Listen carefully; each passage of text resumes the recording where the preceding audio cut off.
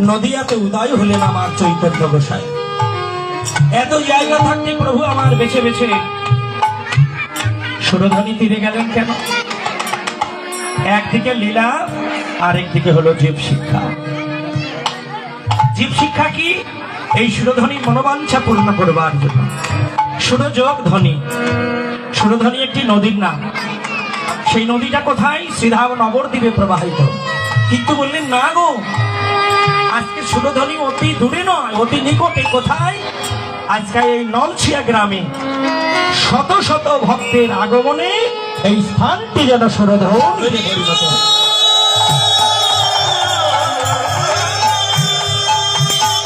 সুরধ্বনি, সুরযোগ ধ্বনি, মায়েদের উলুধ্বনি আর বাবাদের হলো জয়ধ্বনি। এই দুই ধ্বনি একত্রিত হয়ে এই আজকের এই নলছিয়া গ্রামটা যেন সুরধ্বনিতে পরিণত হয়েছে। শত শত ভক্তের আগমন। তা দেখুন, ভগবান নিজে বদলে গীতায় বলেছেন, নারদ বলেছিল না ভগবানকে, হে ভগবান তুমি থাকো কোথায়? ভগবান নিজে বদলে বলেছেন, ন হং তিষ্ঠামি যোগিনাং বৈকুণ্ঠে হৃদয় নচ মদ ভক্ত যত্র গায় তত্র তিষ্ঠামি। হে নারদ, হে নারদ, আমি আকাশেও থাকি না, অনলেও থাকি না, অনিলেও থাকি না। ভক্ত যেখানে প্রাণ খুলে আহা গৌর প্রাণ গৌর বলে ডাকে, আমি সেখানে থাকি। তার আরেকটি প্রমাণ হলো শ্রীমদ্ ভাগবত গীতার শেষ অধ্যায়। যারা গীতা অধ্যয়ন করেন দেখবেন গীতার মধ্যে লেখা আছে, যত্র যজ্ঞেশ্বর কৃষ্ণ যত্র পার্থ ধনুর্ধর তত্র শ্রী বিজয় ভূতি নীতি মতি মম। সেখানে আমার ভক্তরা আমার গুণকীর্তন করে, আমার নাম করে, সেখানে আমি একা যাই না গো, আমি রাধারানীকে সঙ্গে করে নিয়ে সেখানে বিরাজ করি। আজ প্রভু বিরাজ করছেন কোথায়? সুরধ্বনিতে। তাহলে এই সুরধ্বনিকে, এই সুরধ্বনিকে, সুরধ্বনি আমরা বলি ধ্বনি মানে কি? যিনি এই জগতে যার অর্থ সম্পদ বেশি তাকেই তো লোকে ধনী বলে। কিন্তু জাগতিক জগতের ধনের সঙ্গে অপ্রাকৃত জগতের ধনের কোনো মূল্য নেই। ভাগবত জানালেন, এই জাগতিক জগতের ধনেই সে ধনী নহে, তার যদি কৃষ্ণ ধন না থাকে। বললেন যেজন কৃষ্ণ ধনে ধনী সেই তো ধনী গো। তাহলে এই সুরধ্বনিকে, সুরধ্বনিকে আসলে বাস্তব ধনের ধনী না। তাহলে বলতে পারেন সুরধ্বনি কিসের ধনী? সুরধ্বনি হলেন কৃষ্ণ প্রেম ধনের ধনী। এই সুরধ্বনি কোথায় ছিলেন? সুরধ্বনি ছিলেন নারায়ণের শ্রীপাদ কমল বলে। ভগীরথের সন্তোষে এই সুরধ্বনিকে পাঠালেন মর্তধামে। আপনাদের এলাকায় তো মাঘী পূর্ণিমা স্নান হয় না? এই তো আর কিছুদিন পরে তো মাঘের 29 তারিখে মাঘী পূর্ণিমা স্নান। তাহলে আমরা যেখানে অবগাহন করে শুদ্ধ হই তারও তো পাপ থাকে। সেই মকর বাহিনী মা গঙ্গা সুরধ্বনি মহাপ্রভুর কাছে প্রার্থনা করলেন, হে প্রভু, তোমার পদমূল থেকে আমার সৃষ্টি, আমাদের অবগাহন করে কত পাপী তাপী উদ্ধার হয়ে গেল, কিন্তু প্রভু আমারও তো কিছু পাপ থাকে। মহাপ্রভু বলে, সুরধ্বনি যাও, তোমারও গতি হবে কোন দিন? যেদিন তোমার তীরে দাঁড়িয়ে আমার অন্তরঙ্গ ভক্ত লইয়ে তোমার তীরে দাঁড়িয়ে আমি হরিনাম সংকীর্তন করব, সেই দিন হয় সেই হরিনামের সংকীর্তনের ধ্বনি তোমার অঙ্গে পরে।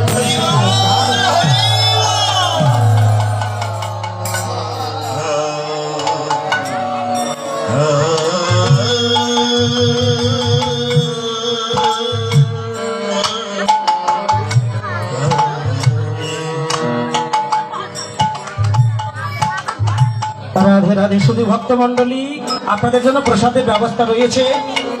যাদের প্রসাদ পাওয়ার প্রয়োজন ধীর ধীর করে উঠে গিয়ে প্রসাদ পেয়ে আবার এখানে হরিনাম শ্রবণ করবেন।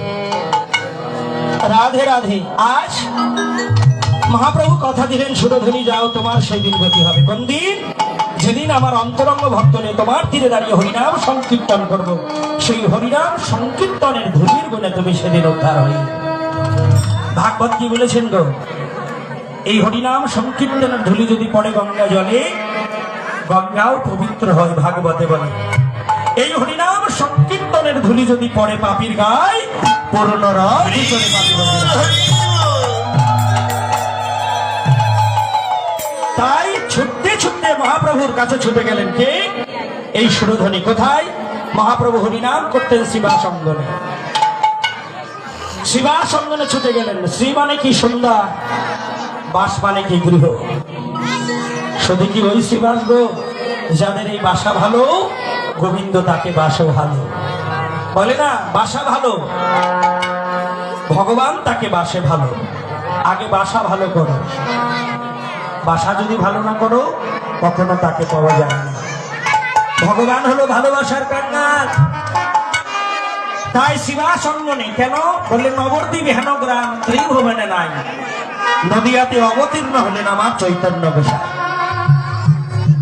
শিবাসঙ্গনে যখন মহাপ্রভু হরিনাম করছেন, একবার শিবাসের কণ্ঠটি জড়িয়ে ধরছেন, একবার নরহরির কণ্ঠটি জড়িয়ে ধরছেন, একবার গদাধরের কণ্ঠটি জড়িয়ে ধরছেন। প্রভুর যেন কখন কোন ভাবে উদয় হয় কেউ তো বলতে পারে না। একমাত্র জানে কারা? যারা ভাবুক ভক্ত, যারা ভাবের ঘরে ডুবে থাকে, একমাত্র তারাই সেই ভাবখানা বুঝতে পারে। এদিকে ওই যে সুরধ্বনি, তার মনে রাখে প্রভু ওই যে কথা দিয়েছে, সুরধ্বনি যাও, তোমার মনোবাঞ্ছা পূর্ণ হবে। আশায় বুক বাঁধলে এই যে আমরা এখানে আজ এই নলছিয়া গ্রামে আমরা উপনতি হয়েছি কেন? এই কমিটির বাবুরা আবার এই কীর্তনটা হয়ে গেলে 1 বছর অপেক্ষায় থাকবেন। এমন কবে মধুর সাধু সঙ্গ, ভক্ত সঙ্গ, ভক্তের ধুলি অঙ্গে মেখে আমাদের এই তাপিত জীবনকে শীতল করব।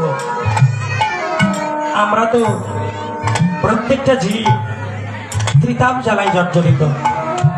কেউ কি বলতে পারবে সংসার জীবনে সুখী আছে? একটা শেষ না হতে হতে আরেকটা এসে উপস্থিত হয়ে যায়। ওটা শেষ, আবার আরেকটি এসে দাঁড়া দাঁড়া। প্রত্যেকটা জীব ত্রিতাপ জ্বালায় জর্জরিত, আধ্যাত্মিক, আদি দৌবিক এবং আদি ভৌতিক। কেউ পেয়ে কাঁদে, আবার কেউ না পেয়ে কাঁদে। তাই মহাপ্রভু যখন হরিনাম করছেন, হরিনাম করতে করতে মহাপ্রভুর কখন যেন কোন ভাবের উদয় হয়।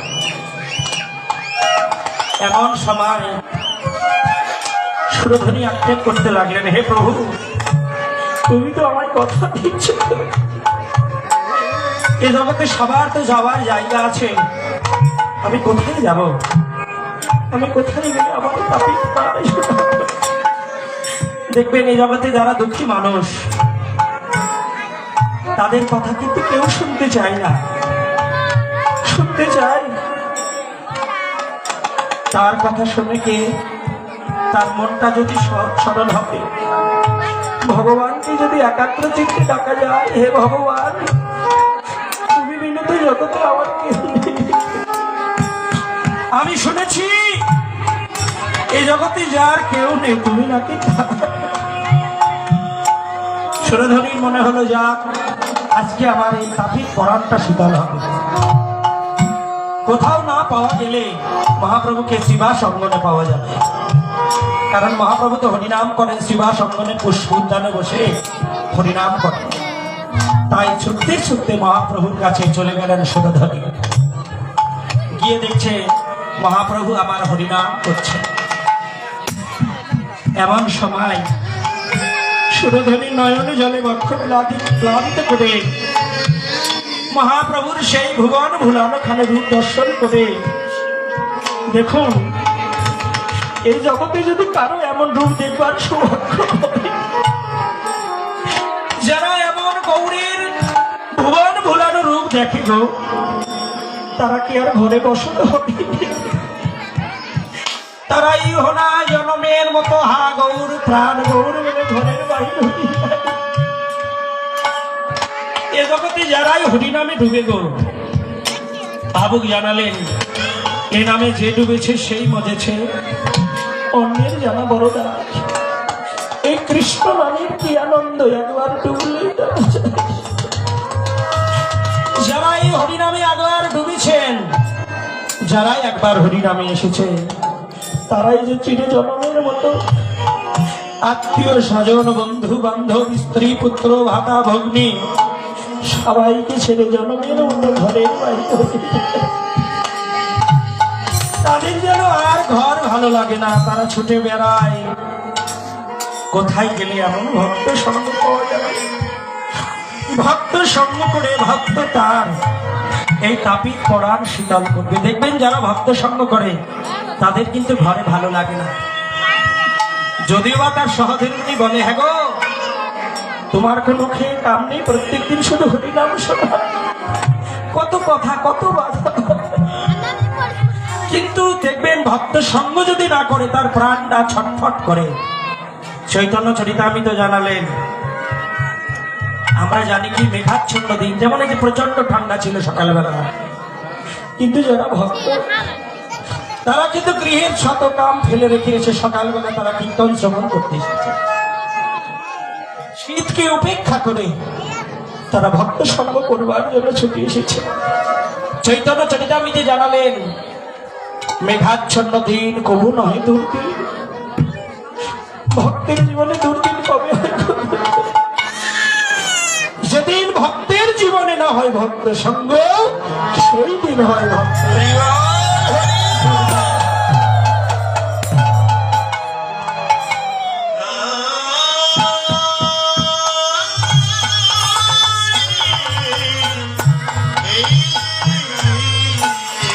সুরধানী নয়ন জলে বক্ষগুলো আলতে করছে, করবেই তো। এই জগতে কেউ যদি এমন গৌরের ভুবন ভুলানো রূপ দেখে, সে যে আপনাকে ভুলে যায়, আত্মস্মৃতি ভুলে যায়।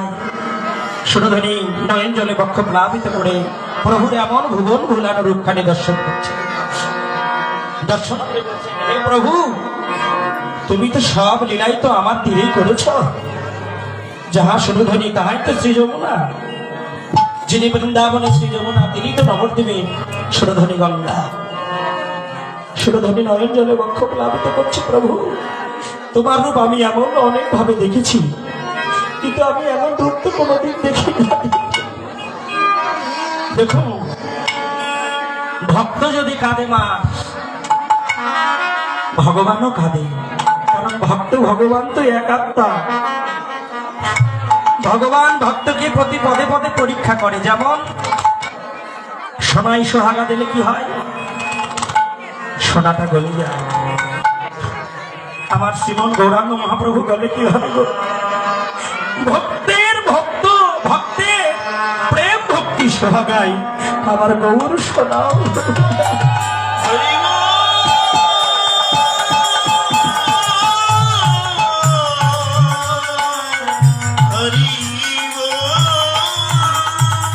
গলে গলে যায়, সে গলি গলি গলে যায়। তাই সুরধনী এমন করে আক্ষেপ করছেন, হঠাৎ মহাপ্রভু হরিনাম করছেন। আমরা কিন্তু অনেক সময় বলি হরিনাম বন্ধ করো। হরিনাম কখনো কি বন্ধ হয় বাবা? হরিনাম কোনোদিনও বন্ধ হয়। আমরা ভুল কথা বলি। এই হরিনাম কোনোদিনও বন্ধ হয় না। আজ এখানে হচ্ছে, আজ পরের দিন ওখানে, তার পরের দিন ওখানে, কিন্তু না, হরিনাম কোনোদিনও বন্ধ হয় না। হরিনামকে বিশ্রাম দিতে হয়। যেই ভক্ত কাচ্ছে ভগবানকে আর দূরে থাকতে পারিব। শাস্ত্রে জানালেন, জগতে আমি সব সইতে পারিব, কিন্তু দুটি বস্তু আমি সইতে পারি না। ভক্ত যদি আমায় নয়ন জলে ডাকে, ভক্তের নয়নের জল আমি সইতে পারি না।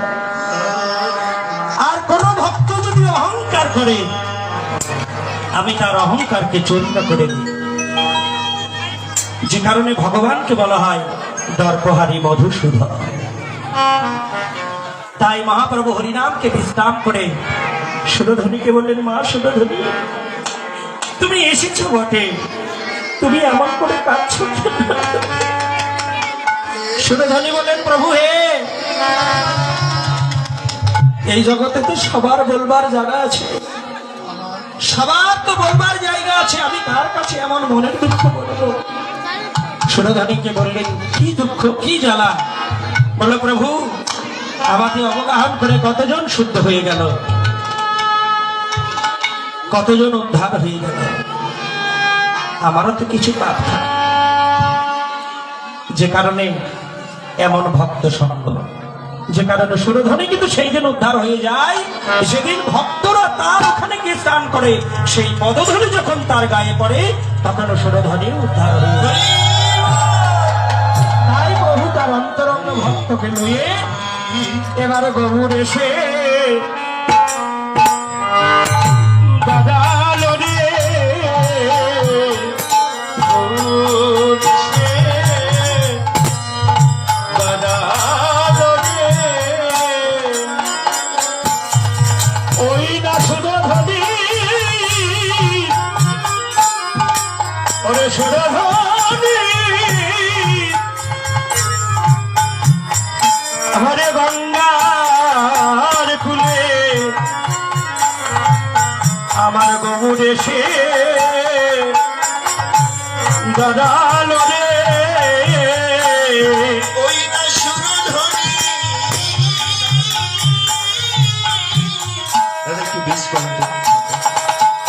হরি গঙ্গার কুলে আমার গৌর এসে দাঁড়া দাঁড়ানো রে।